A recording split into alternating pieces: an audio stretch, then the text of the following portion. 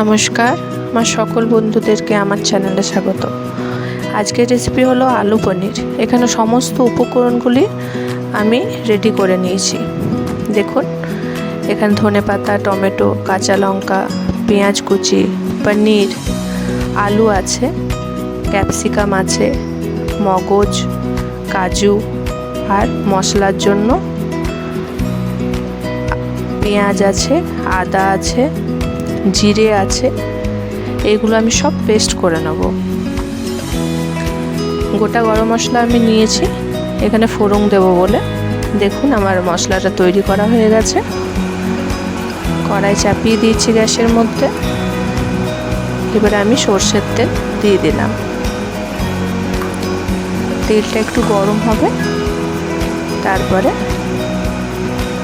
আমি এটার মধ্যে 1 পিঞ্চ হলুদ দেব।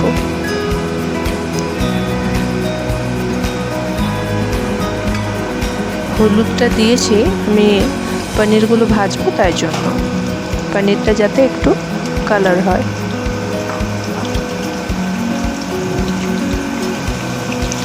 হালকা করে সটে করে নেব, বেশি লাল লাল না ভাজলেও হবে। পনিরগুলো এখানে আমি ভেজে নিচ্ছি, তারপরে আলুগুলো আমি ভেজে নেব।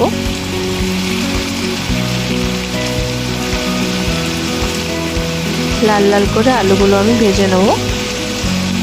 এটার মধ্যে একটু হলুদ দেব আর লবণ, যাতে তাড়াতাড়ি আলুটা ভাজা হয়ে যায়।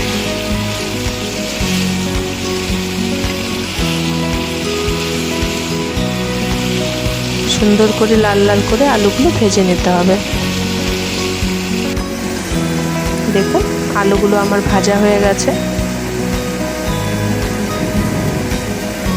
এখানে ভালো রং এসেছে আলুর মধ্যে। এখানে পনির আর আলু ভেজে আমি তুলে নিয়েছি। আবার একই কড়াইয়ের মধ্যে আর একটু তেল দিয়ে পুরো রান্নাটা আমি তৈরি করব।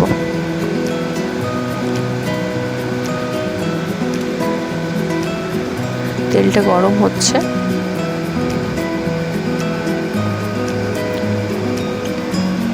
একটুখানি জিরে দিয়ে দিলাম ফোড়নের জন্য।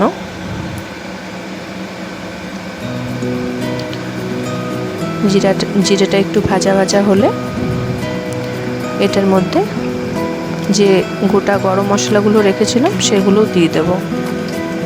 তেজপাতা দিয়েছি একটা, আর এলাচ আছে, আর গোটা লবঙ্গ আছে।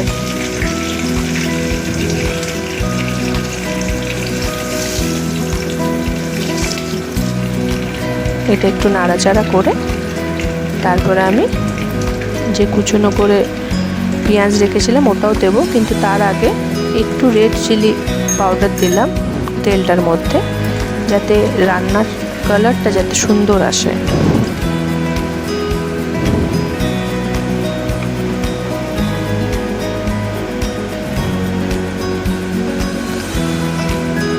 দেখুন, এবারে আমি পেঁয়াজগুলো ছেড়ে দেব।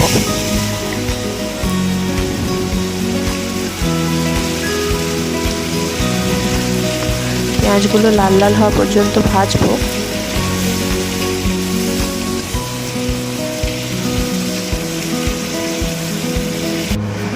সুন্দর একটা রং আসার পরে এটার মধ্যে আমি মশলাটা যেটা করে রেখেছিলাম সেটা দিয়ে দিলাম।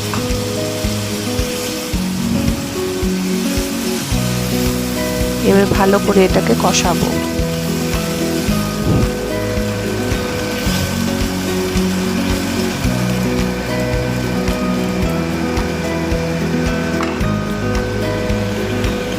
এটার মধ্যে সব যে গুঁড়ো মশলাগুলো, লবণ আর হলুদ ছিল, আর একটুখানি কাশ্মীরি রেড চিলি পাউডার আর একটু দিয়ে দিলাম।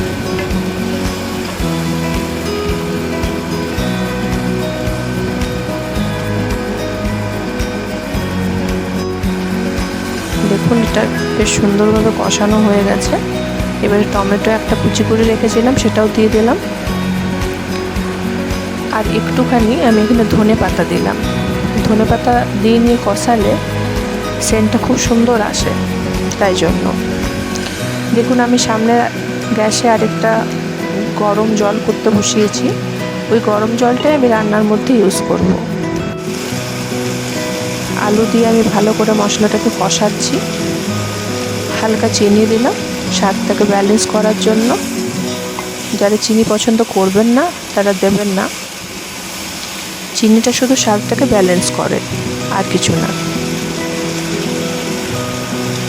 এবারে আমি যে ক্যাপসিকামটা কেটে রেখেছিলাম সেটা দিয়ে দিলাম।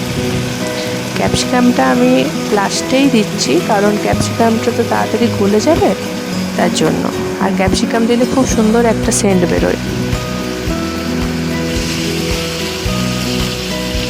এখানে আমি 1 চামচের মতন সস দিলাম, টমেটো সস, ফ্লেভারটা খুব ভালো আসে তাই জন্য।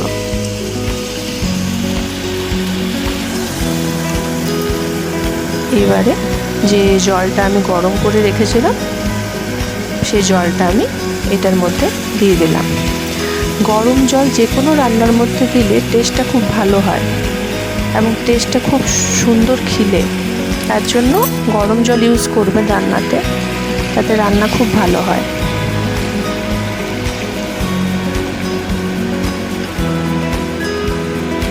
এবারে এটাকে আমি সেদ্ধ করতে বসিয়ে দিয়েছিলাম দেখুন, আর কাজু আর মগজ বাটাটা যেটা করে রেখেছিলাম সেটাও আমি দিয়ে দিলাম। গ্রেভিটা একটু ঠিক হয় আর খেতে খুবই ভালো লাগে। পরিমাণ মতো করে কাজু নেবেন, 7-8টার মতন কাজু আর 1 চামচের মতন মগজ। এবারে আমি পনিরগুলো দিয়ে দিলাম। পনিরগুলো দিয়ে আমি ফোটাবো কিছুক্ষণ, তারপর দেখুন ধনেপাতাটাও আমি দিয়ে দিলাম ছড়িয়ে। রান্না আমার কমপ্লিট হয়ে গেছে। এখানে আমি রান্নাটা সার্ভ করে নিলাম। আপনারা লাইক করবেন, কমেন্ট করবেন।